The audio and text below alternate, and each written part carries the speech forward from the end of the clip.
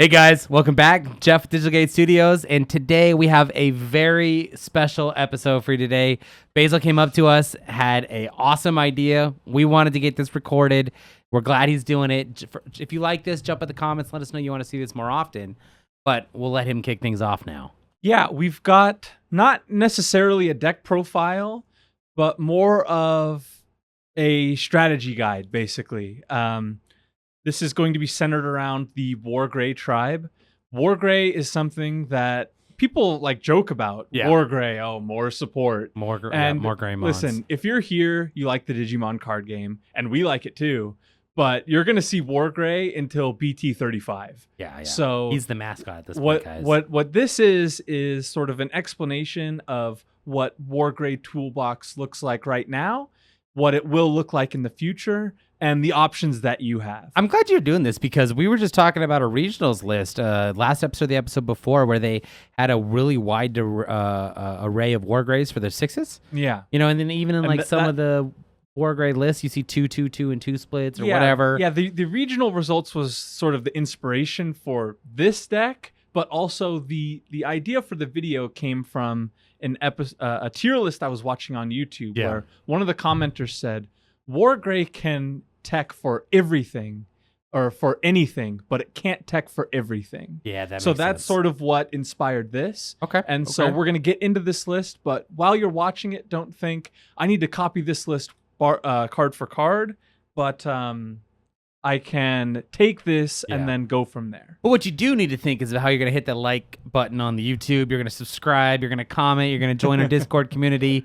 And let's dive into it. All right, well, we're going to start on the eggs, and we're sticking with Koromon as its tribal. In this instance, we have the DP Koromon. The draw Koromon's perfectly fine and well as once we get the next structure deck, we could look towards a black version of this deck. Yeah. We don't have that right now. We're sticking with the red, but there are a lot of good options for black Agumons and black cards in the future. But for right now, we're sticking with red. And the rookies, I think, for now, are something that are pretty well solidified. Yeah. Your options are plenty, but I think these are the best ones. Good card. 4 of the Searcher Agumon.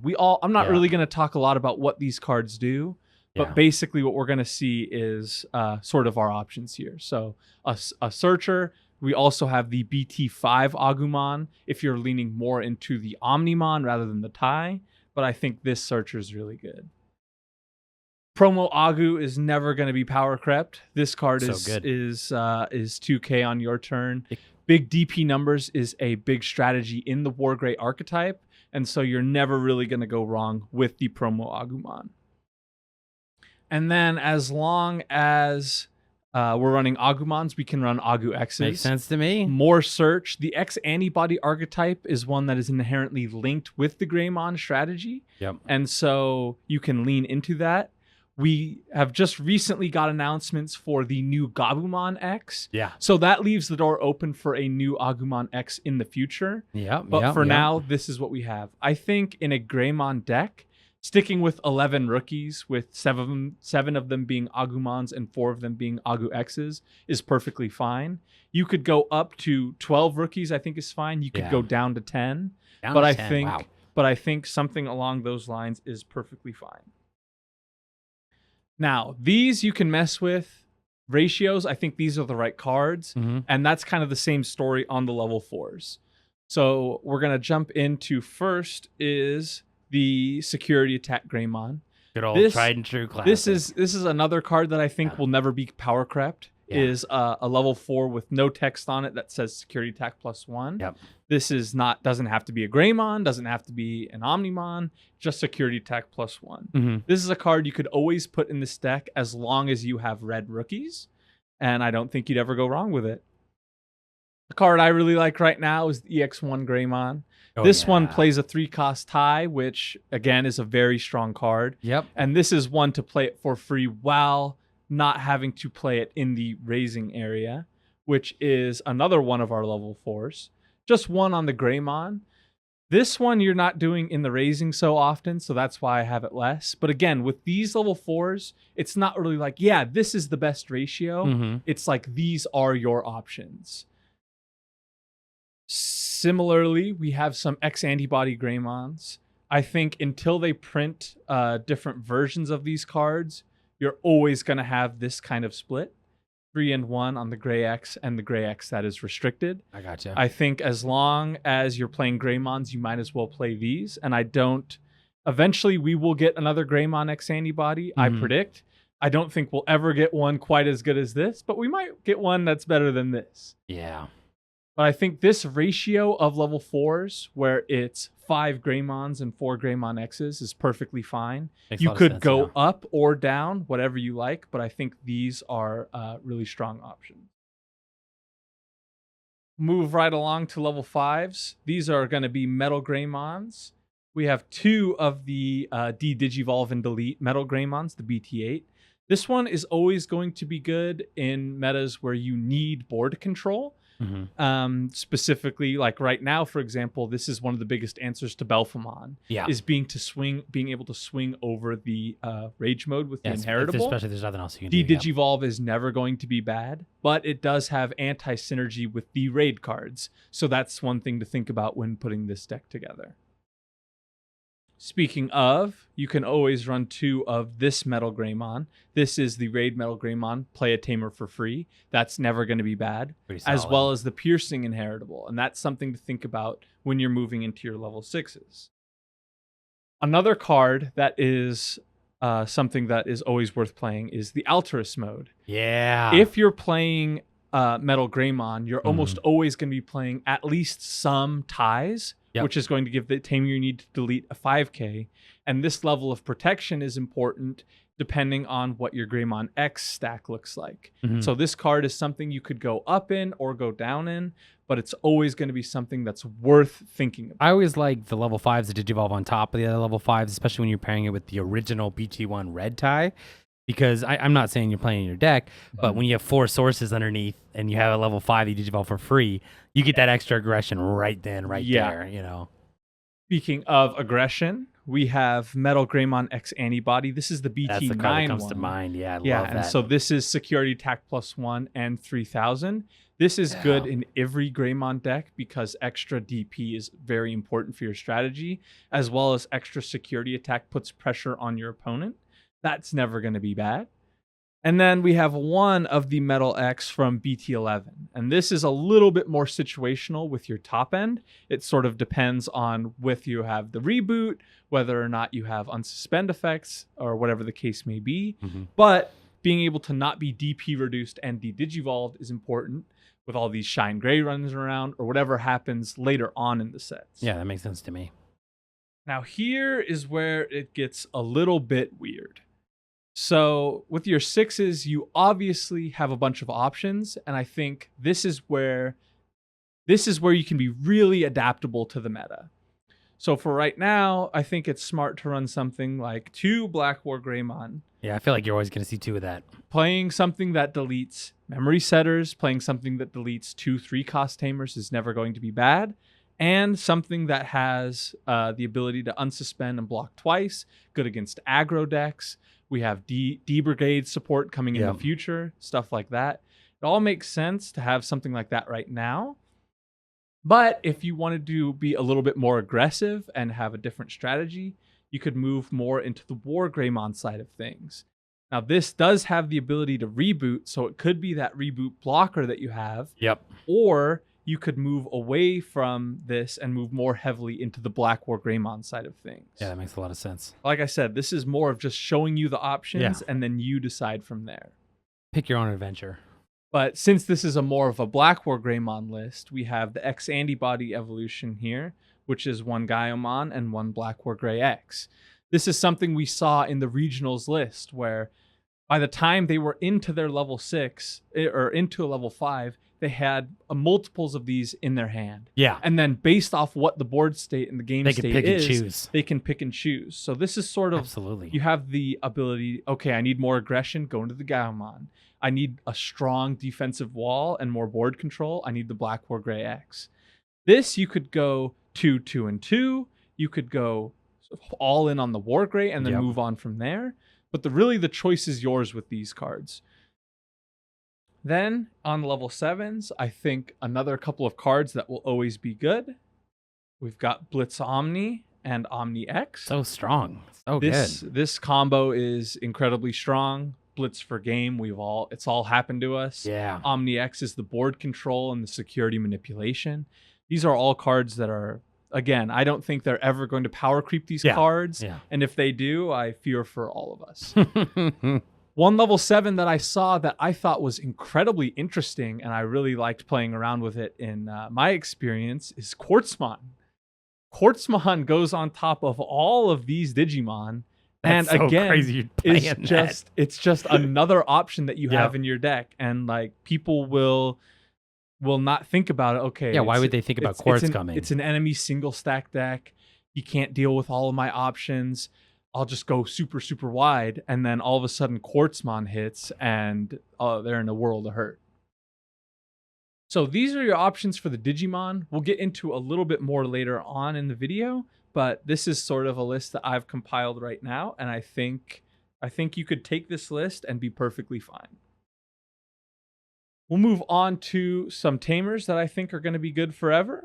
This Tai Kamiya, I play 4. Yeah. I think you could go down in this and be perfectly fine. Mm-hmm. But this is a card I want to see multiple of every game. We can play it for free in a couple of ways.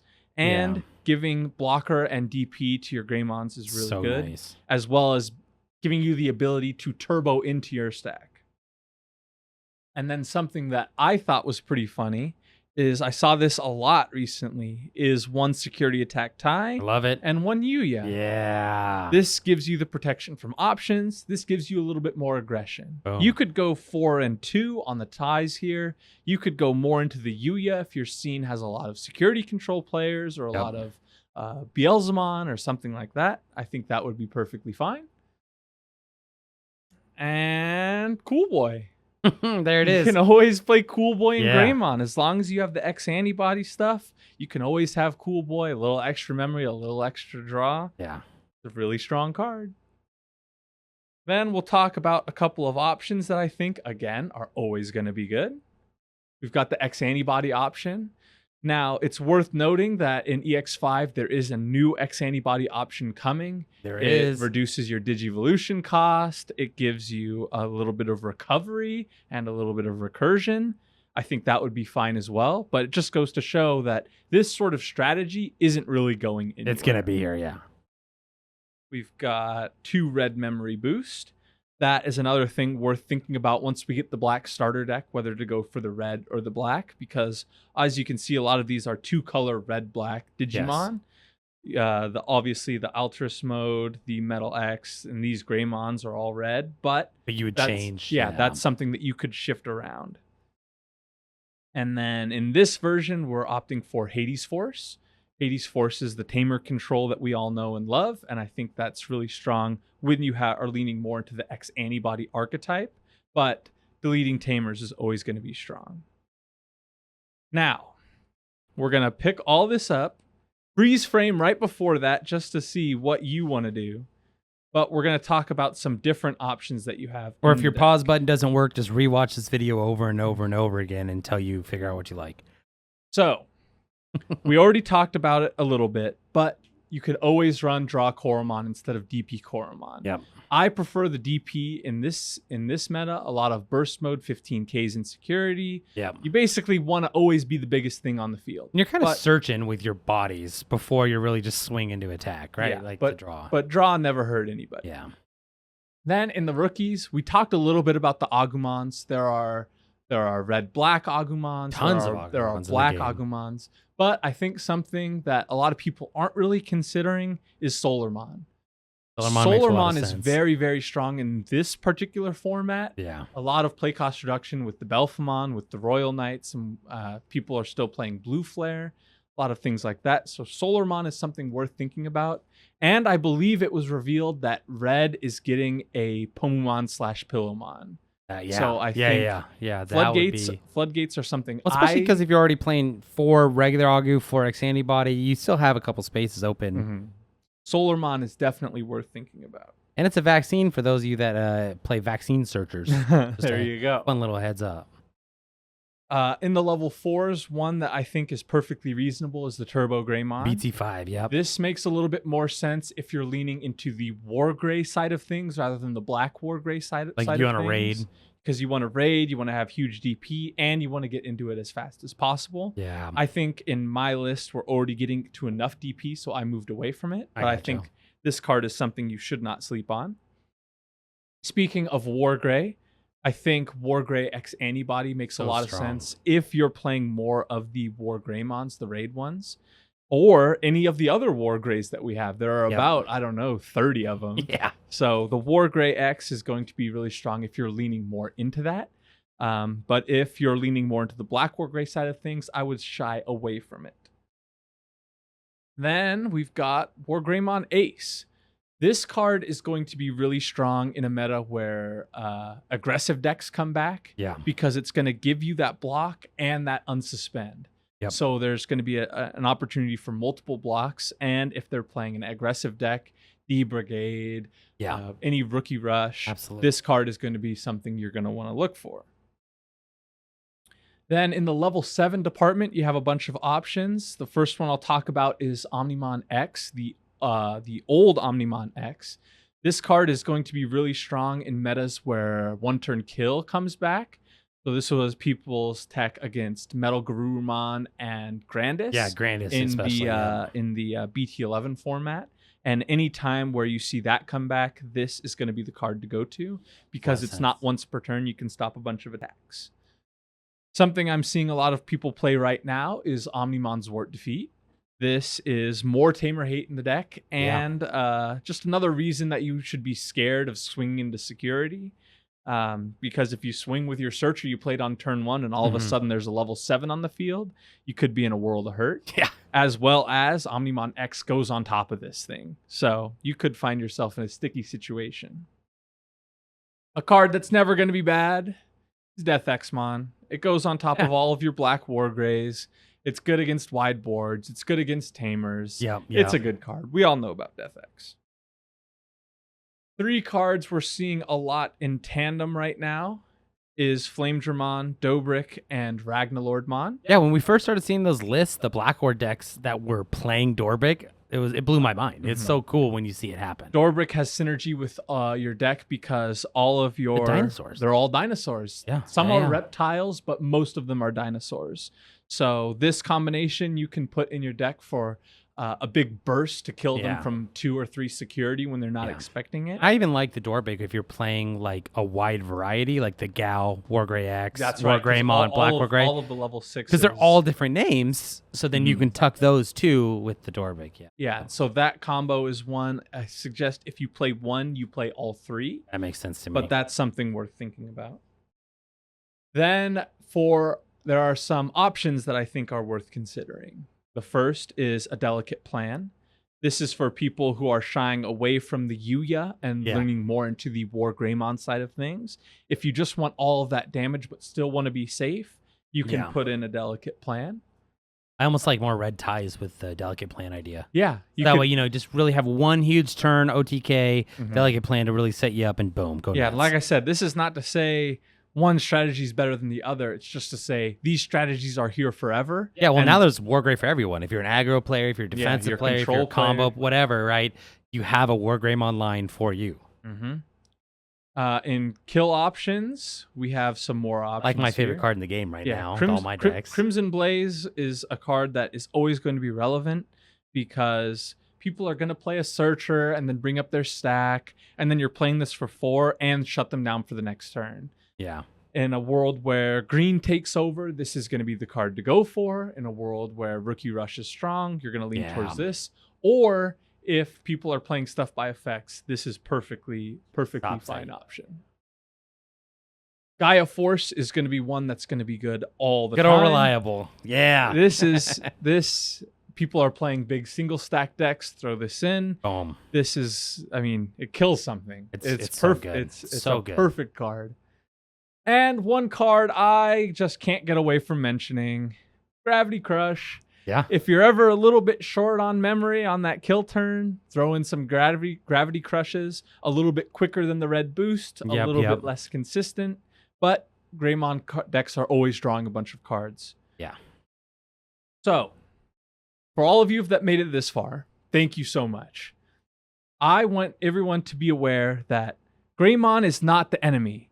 Greymon gets a lot of hate for a lot of legitimate reasons. It's been topping regionals since I've been playing, which albeit is not very long, but it's going to be topping regionals for the rest of the card game's history. So while it's topping regionals, you might as well familiarize yourself with these cards and the strategies that you can opt in and out of based off of your meta. Yeah, no, absolutely. That's a great point. Yeah, I think a lot of people dislike the Greymon stuff because when BT8 hit, Black War Grey was so strong and so finely tuned, and we started seeing this transition of decks people getting away where they couldn't play as much of their, like me, right? I can't play as much as my favorite jank, right, and get away with it, right? You know, because I was a more experienced player, or I built some really dumb combos, and then the X antibody stuff especially would stop all that. But I think also, too, people are just so loyal to the Digimon franchise, and there's so many characters that are underrepresented that, you know, get a little upset when a spot is taken up for a Greymon or an Agumon, right? When they want to see the more unique characters, which I agree with, but I also agree 100% with what you're saying.